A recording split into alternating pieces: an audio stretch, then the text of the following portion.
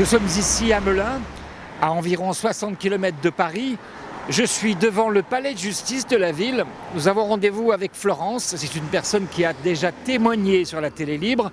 Elle est malade, elle est atteinte de la maladie de Huntington, qui est une maladie dégénérative grave. Et elle a cultivé du cannabis pour se soigner. Les policiers sont allés chez elle, ont saisi ses pieds de cannabis. Le tribunal a requis 2 mois de prison avec sursis et 1 000 € d'amende. Moi, si j'ai trouvé ce qui fonctionne, le CBD et le cannabis, mais je suis désolée, personne ne m'empêchera de refaire pousser du cannabis et du chanvre dans mon jardin. Aujourd'hui, ce sont les attendus de ce jugement. Nous avons rendez-vous avec elle pour suivre et voir qu'est-ce que le tribunal va décider.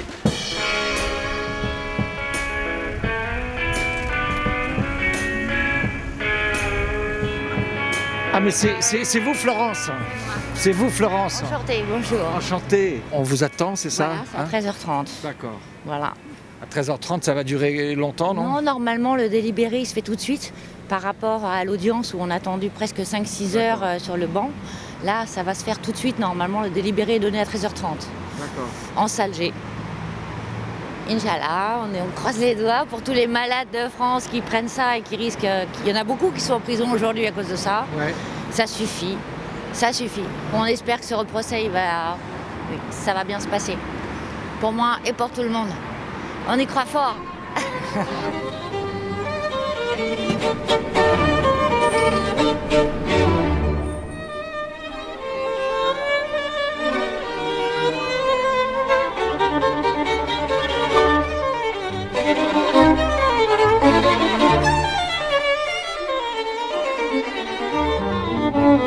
Après quelques échanges avec son avocat, Florence pénètre dans la salle d'audience.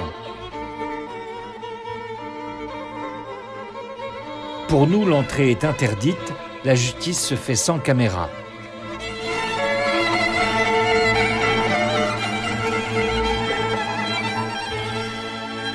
À la sortie de l'audience, coup de théâtre. La juge a décidé de ne pas appliquer la peine.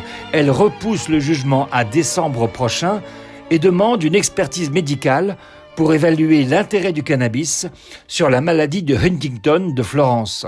C'est très bien, hein. Comme ça, je ne vais pas en prison, c'est pas bien, j'aime pas les oranges. C'est très intéressant comme décision. Oui. Vous n'attendiez pas ça? Non, pas spécialement, effectivement. Non. Mais ça montre une forme de sagesse du juge qui, avant de décider, se donne les moyens de recueillir une information médicale parce que ça dépasse largement... Les compétences.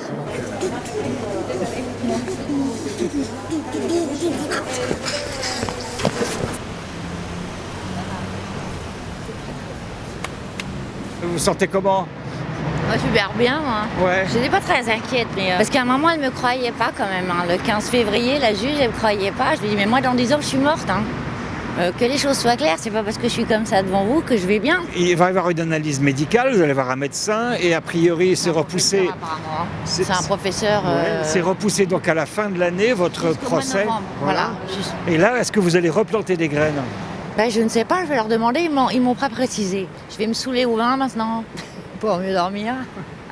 C'est plein de réservatrol et on va bien avec ça aussi. Excusez-moi, je m'en grille une pour fêter ça. Je vous en prie. La question du cannabis médical évolue enfin.